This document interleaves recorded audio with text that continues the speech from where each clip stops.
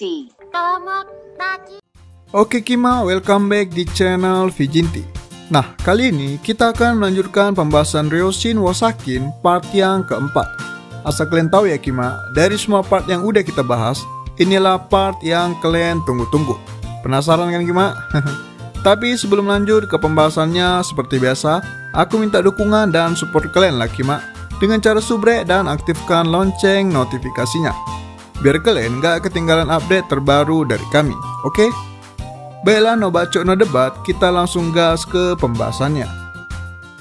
Kemudian dilanjutkan setelah kejadian setelah mandi bersama waktu itu.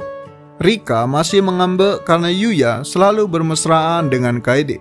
Biarpun yang terjadi ialah sebaliknya, yakni Kaede lah yang selalu bersemangat untuk terus menempel dengan Yuya. Yuya pun mencoba untuk membujuk Rika yang masih merajuk. Di sisi lain, Kaede malah tidak memperdulikan masalah tersebut. Ia malah meminta Yuya untuk mengeringkan rambutnya seolah tidak terjadi apa-apa. Mendengar itu, Rika pun semakin cemberut. Melihat situasi yang tak kunjung reda, Yuya pun menyuruh Kaede untuk mengalah kali ini. Ia menyuruh Kaede untuk mengeringkan rambutnya sendiri untuk kali ini saja. Yuya pun dengan segera mengambil pengering rambut yang lain dan berjalan menuju Rika. Yuya berkata kalau ia akan mengeringkan rambut Rika kali ini. Mendengar itu, Rika pun langsung kembali bersemangat. Ia dengan riang duduk di depan Yuya dan membiarkan Yuya mengeringkan sambil menyisir-nyisir rambutnya. Di sisi lain, Kaede yang sekarang menjadi cemberut. Ia terduduk lemas di lantai mendengar Yuya menolak permintaannya. Kaede tidak menyangka akan datang suatu hari di mana permintaannya ditolak, terlebih lagi karena seorang anak kecil. Kaede pun dengan lemas mengambil pengering rambut miliknya dan berjalan ke arah kamar untuk tidur lebih awal. Yuya yang melihat situasi tersebut pun mulai terbiasa dengan keadaan kontras seperti itu. Nah, kontras di sini itu maksudnya kayak perilaku Kaede dan si Rika ya Kima, yang selalu terbalik-balik. Kemudian dilanjutkan pada saat ingin tidur. Kaede sudah lebih awal pergi ke tempat tidur karena permintaannya ditolak mentah-mentah oleh Yuya tadi. Kemudian pada saat Yuya dan Rika memasuki kamar, Yuya melihat Kaede sedang menggunakan bantal kepalanya sambil mengendus-ngendusnya.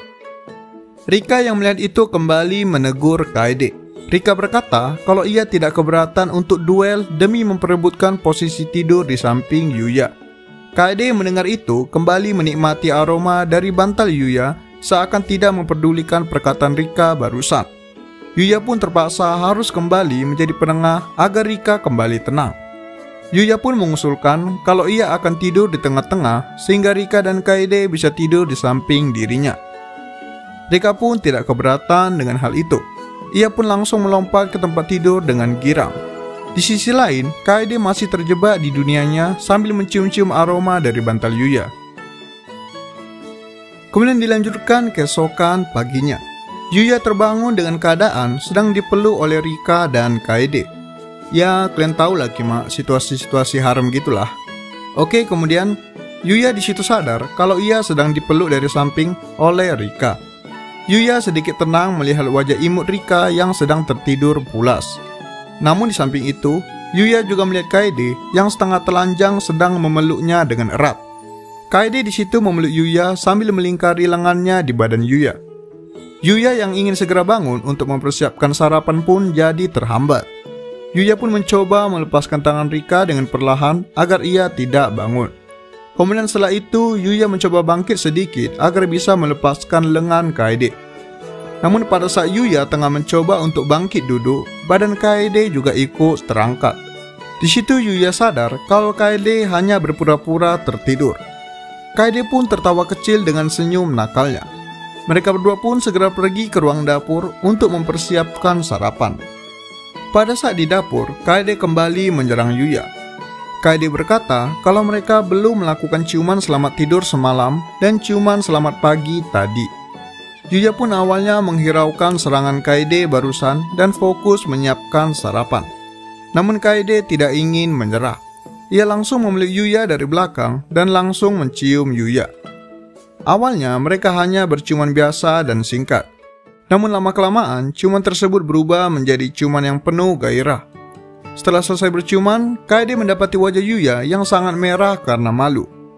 Kemudian tiba-tiba mereka mendengar suara pintu terbuka dari kamar mereka. Dari pintu tersebut Rika keluar dan langsung menuju ke arah mereka. Rika di situ langsung sadar kalau Kaede dan Yuya baru melakukan sesuatu. Karena hal itu bisa dilihat dari wajah Yuya yang masih memerah. Yuya pun mencoba kembali untuk menenangkan Rika. Namun dengan tegas Rika berkata kalau pada saat SMA nanti ia juga akan berciuman dengan Yuya. Mendengar itu, Kaede dengan ceria membalas kalau saat itu terjadi, mungkin Yuya sudah berganti nama belakang. Berganti nama belakang di sini itu maksudnya mereka menikah ya Kima. Nah, karena si Yuya ini masuk ke keluarga Kaede, otomatis nama belakang si Yuya yang nantinya akan berubah, bukan si Kaede. Oke, paham Kima? Lanjut, tak lama kemudian, orang tua Rika yaitu Taka dan istrinya datang menjemput Rika. Itu sudah hari ketiga sejak kedatangan Rika waktu itu. Taka dan istrinya pun pulang dari liburannya. Taka pun langsung memeluk Rika karena sudah terlalu rindu. Istri Taka pun langsung meminta maaf sekali lagi karena sudah merepotkan ketenangan Yuya dan Kaede. Yuya menjawab kalau 3 hari bersama Rika cukup menyenangkan. Rika kemudian memotong dengan berkata kalau ia akan berkunjung lagi dalam waktu dekat. Mendengar itu, ibu Rika sempat menegur Rika karena takutnya Rika akan mengganggu kemesraan Yuya dan Kaede. Kemudian Rika dengan lantang berkata kalau hal itu tidak akan berubah. Dengan kata lain, ada atau tidak adanya Rika di rumah tersebut, Yuya dan Kaede akan terus bermesraan tidak peduli waktu dan tempatnya. Mendengar itu, Yuya sedikit malu dan terkejut mendengar tuduhan dari Rika. Taka dan istrinya beserta Rika pun bergegas kembali pulang. Kemudian, setelah beberapa saat setelah kepergian Rika, tiba-tiba Kaede mendapat telepon dari ibunya. Ibu Kaede berkata kalau ia dan ayah Kaede akan datang berkunjung besok ke rumah mereka. Mendengar itu, Yuya sadar kalau beberapa hari ini ia terus dihajar oleh beberapa masalah tanpa henti. Kemudian mengingat besok ialah kedatangan orang tua Kaede pertama kali, Yuya merasa kalau ia harus menunjukkan kesan pertama yang baik. Kaede berkata kalau Yuya tidak perlu khawatir, karena kalau terjadi apa-apa, Kaede akan membela Yuya mati-matian. Mendengar itu, Yuya malah semakin tertekan. Terlebih lagi, ia belum pernah sekalipun berjumpa dengan ayahnya Kaede. Di situ Kaede menjawab kalau ia memang tidak tahu bagaimana sifat ayahnya pada saat bekerja. Namun ayahnya tidak pernah marah sekalipun pada saat di rumah. Yuya pun berpikir apakah ayah Kaede juga akan memperlakukan dirinya seperti ia memperlakukan putrinya tersebut. Selain ayah Kaede, Yuya juga masih grogi untuk bertemu dengan ibu Kaede lagi. Biarpun sebelumnya ia sudah pernah bertemu dan berkenalan, namun itu termasuk pertemuan yang singkat. Dan terlebih lagi, ibu Kaede waktu itu mau melunasi seluruh hutang ayah Yuya karena permintaan egois dari Kaede dan bukan karena keinginan ibu Kaede sendiri. Menyadari itu, Yuya semakin takut kalau akan mengecewakan pertemuan formal pertama mereka besok. Kaede yang melihat Yuya gelisah menyarankan agar Yuya mencoba untuk berpakaian yang sopan dan rapi agar kesan pertama yang ia berikan baik nantinya. Mereka pun memutuskan untuk berbelanja pakaian untuk persiapan besok. Kemudian dilanjutkan keesokan harinya. Kaede berkata kalau orang tuanya akan datang pada jam 7 malam nanti. Yuya semakin deg-degan karena ia takut merusak kesan pertama yang ia berikan nantinya. Kaede pun kembali mencoba untuk menenangkan Yuya. Kaede berkata kalau Yuya ialah pacarnya yang sangat ia banggakan, jadi tidak mungkin orang tuanya akan mengeluh sedikit pun kepada Yuya. Terlebih lagi, Kaede sudah mempersiapkan pakaian terbaik untuk Yuya agar terlihat lebih sopan namun tetap keren. Yuya di situ mengenakan sweater berleher tinggi dan menggunakan jas kasual agar terlihat sopan. Yuya pun hanya bisa menunggu kedatangan orang tua Kaede sambil menahan rasa takutnya. Tak lama kemudian, orang tua Kaede pun tiba di rumah mereka. Ibu Kaede yaitu Sakurako masuk duluan dan langsung menyapa mereka. Ibu Kaede langsung bertanya apakah hubungan mereka baik-baik saja belakangan ini. Namun tanpa perlu menerima jawaban, Ibu Kaede langsung tahu kalau mereka berdua sedang dalam kondisi mesra-mesranya, karena bisa dilihat dari raut wajah Kaede yang tersenyum puas. Kemudian Ibu Kaede pun memperkenalkan seorang laki-laki yang berdiri di sampingnya. Laki-laki tersebut bernama Hitotsuba Kazuhiro, yang tak lain ialah ayah Kaede. Dengan cepat Yuya pun langsung menghampiri ayah Kaede dan langsung mencium tangannya sambil memperkenalkan diri juga. Yuya ingin menjaga agar kesan pertama yang ia berikan berjalan mulus. Namun seketika itu juga Yuya terdiam dan tidak bisa berkata apa-apa. Karena tepat setelah Yuya memperkenalkan dirinya, ayah Kaede tanpa ragu-ragu bertanya apakah Yuya dan Kaede sudah melakukannya. Melakukannya di sini itu maksudnya bercocok tanam ya Kima. Ya kalian udah tahu lah itu, oke? Baiklah lanjut. Kemudian mendengar pertanyaan dari ayah Kaede barusan, Yuya tidak bisa berkata apa-apa. Ia tidak menyangka pertemuan pertama mereka diawali dengan pertanyaan intim tersebut. Selagi Yuya terdiam, ayah Kaede langsung menduga kalau Yuya belum melakukannya dengan Kaede. Dengan percaya diri, ayah Kaede pun langsung menawarkan konsultasi agar Yuya bisa dengan cepat bersetubuh dengan Kaede. Mendengar itu, Yuya semakin yakin alasan Kaede menjadi sangat agresif dalam bermesraan ialah karena pengaruh dari ayahnya sendiri. Kemudian dengan cepat ibu Kaede langsung mengarahkan mereka ke meja makan untuk makan malam. Selagi makan, Yuya masih terdiam sejak pertanyaan yang dilontarkan ayah Kaede tadi. Di sisi lain, Kaede terus memarahi ayahnya karena sudah bertanya demikian. Namun ibu Kaede langsung memotong dan berkata kalau hal tersebut ialah normal. Dan terlebih lagi, itu menunjukkan kalau ibu Kaede dan ayahnya berada dalam hubungan yang kasmaran. Kasmaran di sini itu maksudnya sedang dalam romantis-romantisnya ya Kima, oke? Ibu Kaede berharap kalau Yuya dan Kaede bisa meniru gaya hubungan mereka yang kasmaran. Mendengar itu, Kaede menjawab kalau tindakan ayahnya tadi sudah berlebihan sampai membuat Yuya terdiam membisu. Kemudian ayah Kaede kembali berbicara. Ia bertanya dengan spontan seperti tadi mengenai hal apa saja yang sudah Kaede dan Yuya lakukan. Mendengar pertanyaan tersebut, Kaede dengan girang berkata kalau mereka sudah cukup melakukan banyak hal, seperti mandi bersama, dipijat setiap malam oleh Yuya, dan yang lainnya. Kaede juga memberitahu kedua orang tuanya kalau Yuya sangat sensitif di bagian telinganya. Mendengar itu, ibu Kaede langsung membalas kalau Yuya sangat mirip dengan suaminya, yaitu ayah Kaede. Ibu Kaede pun berkata kalau ia akan mengajari Kaede beberapa teknik andalannya seperti saat membuat ayah Kaede kenikmatan. Kaede pun sangat bersemangat untuk berguru dengan ibunya demi mempelajari teknik baru agar bisa memuaskan Yuya nantinya. Kemudian tiba-tiba saat tengah berpikir, ayah Kaede tiba-tiba menghentikan makannya dan bertanya serius kepada Yuya. Ayah Kaede bertanya bagaimana pendapat Yuya yang sebenarnya mengenai Kaede. Yuya pun sempat terdiam sejenak. Ia merasa kalau saat ini ia sedang dites oleh calon mertuanya. Yuya pun dengan tegas berkata kalau Kaede ialah sosok penyelamat bagi dirinya.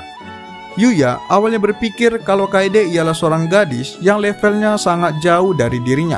Namun lama-kelamaan ia sadar kalau Kaede ialah seorang gadis normal yang bisa tertawa dengan hal-hal kecil. Yuya juga berkata kalau Kaede selalu mendukungnya dalam kondisi dan situasi apapun. Yuya melanjutkan kalau ia ingin menjadi seorang yang tak hanya didukung oleh Kaede, namun juga bisa mendukungnya kapanpun ia kesulitan. Di situ, Yuya juga memohon agar kedua orang tua Kaede membiarkan Yuya untuk memiliki Kaede mulai dari sekarang. Mendengar ucapan tulus dari Yuya, kedua orang tua Kaede pun mulai tersenyum puas. Ayah Kaede langsung berkata kalau ia sangat bersyukur putrinya memilih seorang pria yang cocok dan baik untuknya. Di sisi lain, Kaede mendengar itu sudah menganggap kalau ucapan Yuya barusan ialah lamaran pernikahan. Kaede yang tidak bisa menahan rasa gembiranya langsung memeluk Yuya di depan orang tuanya. Ibu Kaede pun langsung berkata kalau ia dengan senang hati akan menitipkan putri satu-satunya kepada Yuya mulai dari sekarang. Ibu Kaede pun langsung mengajak ayah Kaede untuk pulang agar tidak mengganggu mereka bermesraan. Namun sebelum beranjak berdiri, ayah Kaede sempat menyarankan Yuya agar menggunakan pengaman jika ingin bercocok tanam. Ibu Kaede juga ikut-ikutan menyuruh Kaede untuk mempersiapkan pengaman agar mereka tidak kebloblosan. Dengan senyum riang, Kaede pun berkata kalau ia sudah mempersiapkan segalanya dan hanya tinggal menunggu Yuya untuk mengeksekusi dirinya. Kedua orang tua Kaede yang awalnya hendak ingin pulang tertahan karena ingin melihat keromantisan antara Yuya dan Kaede. Di sisi lain, Yuya yang awalnya lega karena bisa diterima baik oleh orang tua Kaede kembali menjadi bingung dengan sifat kedua orang tua Kaede tersebut. Yuya masih tidak menyangka kalau sifat kedua orang tua Kaede sangat mirip dengan anaknya yang sangat agresif dalam bercinta. Kemudian mereka pun melanjutkan ke acara minum teh. Selagi tengah minum, Ibu Kaede tiba-tiba berkata kalau putri dari supir pribadi mereka, yaitu Yui, akan mulai bersekolah di sekolah Yuya dan Kaede. Mendengar itu, Kaede langsung memasang wajah seperti menolak. Kaede pun dengan tegas berkata kalau kedatangan Yui nantinya pasti akan merepotkan. Yuya yang masih heran pun bertanya mengapa Kaede menganggap hal tersebut merepotkan. Kaede pun menjawab kalau Yui itu sangat menempel kepadanya. Ibu Kaede pun berkata kalau ia berharap Yuya bisa menangani sifat Yui nantinya. Mendengar itu, Yuya pun semakin penasaran mengenai masalah yang akan ia hadapi nantinya. Kemudian ibu dan ayah Kaede pun memutuskan untuk pulang karena sudah terlalu larut. Yuya dan Kaede pun memutuskan untuk segera mandi. Namun kali ini, Yuya sedikit heran dengan tingkah Kaede. Biasanya, Kaede akan langsung mengajak Yuya untuk mandi bersama. Namun kali ini, Kaede memutuskan untuk mandi sendiri-sendiri, seakan Kaede sedang mempersiapkan sesuatu. Yuya pun segera mandi duluan dan menunggu Kaede di tempat tidur. Tak lama kemudian, Kaede pun selesai mandi dan memasuki kamar. Di situ, Yuya sangat terkejut melihat pakaian dalam yang dikenakan Kaede. Kaede di situ menggunakan pakaian dalam yang waktu itu mereka beli bersama untuk dipamerkan kepada Yuya. Kaede pun dengan cepat langsung menaiki badan Yuya dan mereka langsung berciuman. Di situ Kaede sadar kalau Yuya dari tadi menggunakan bantal kepalanya dan mengendusnya selagi ia sedang mandi. Karena sudah tidak tahan lagi, Kaede pun langsung berkata kalau ia sangat mencintai Yuya. Yuya juga sudah tidak bisa menahan diri lagi. Ia pun membalas kalau ia juga mencintai Kaede. Mereka pun mulai berciuman hangat hingga cukup lama. Kemudian Kaede pun merangkul Yuya dan membisikkan kalau ia ingin melakukannya sekarang. Yuya pun langsung mencium bibir Kaede dan mereka, ya begitulah. Mereka pun akhirnya bercocok tanam dan Kaede akhirnya jebol. Baiklah Kima, sekian dulu untuk pembahasan part keempatnya.